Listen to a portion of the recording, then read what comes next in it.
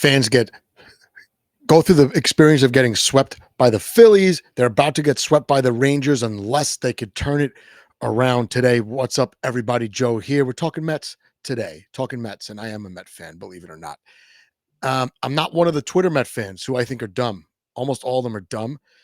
They don't like Juan Soto, and they didn't want Pete Alonso. So I want nothing to do with those Met fans on Twitter. But I went to the game Friday night, and the fans who actually go to the games are wonderful. Even the drunk ones on the train after a loss, very pleasant, I would say. But yeah, Mets lose a bad one yesterday. And I think this is all you need to know. Let's get into that box score really quick. Where is it? Yeah, the Diaz blown save is bad. Seeing Maton win against the Mets is awful. Remember, our genius general manager, David Stearns, declined Maton's option. Now we're watching him basically end our postseason hopes in real time. But here's the box score, guys. Here's the box score. And look, Lindor got a hit, scored a run. Soto, 2 hits, scored a run. Alonso, 2 hits. When the top of the order does this, you have to win the game. You have to win the game. Vientos on base twice. Vientos on Friday when I was there hit the ball hard every at bat, just hit rockets all over the field. Here's the problem. You got this guy, Jose Siri and Mullins. They're batting ninth. They're taking up the 9 hole. 4 strikeouts. 0 for 4 with 4 strikeouts. One of Mullins' strikeouts was with a guy on third. Man, Mets had bases loaded in the first inning. All they needed was a base hit. Marte strikes out looking. That's a problem for me. Marte, man, like his numbers look all right for what he is, essentially a role player. But I've seen this guy either, ground into double plays or strike out in situations where last year I feel like he would have came through. Maybe it's just part of the aging. And then Beatty getting picked off second base. Lindor makes an error. I know it didn't get scored as an error. It's an error. And then, of course, the catcher's interference, which started the whole mess. So, man, what else could go wrong? We lose on basically a catcher's interference and a Lindor error, which almost never happens twice in the same month, never mind in the same game. Texas Rangers are on a tear, and the Mets running into them when they're hot. Same thing happened when the Mets ran into the Brewers, when the Brewers were red hot.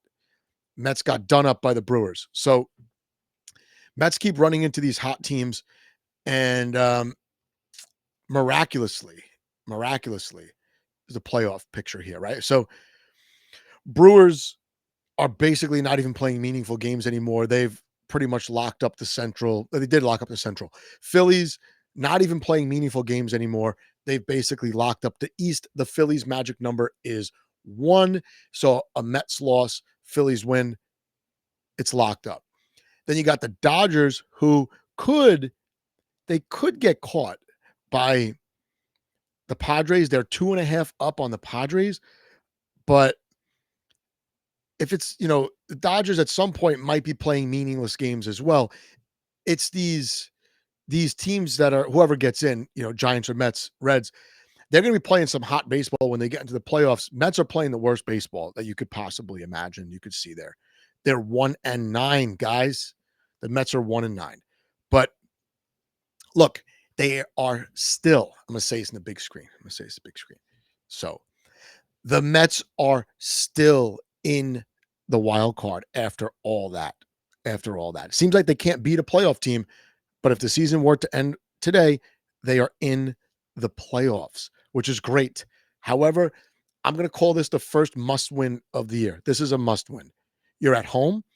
You've been getting your brains beat in by other playoff teams. If you're a playoff team, you have to fight back. You have to win. And I mean win handily, like 6-2, 7-3. The game can't be in doubt, not even from the first inning. So I'm looking for Lindor to take a big rip in the bottom of the first inning.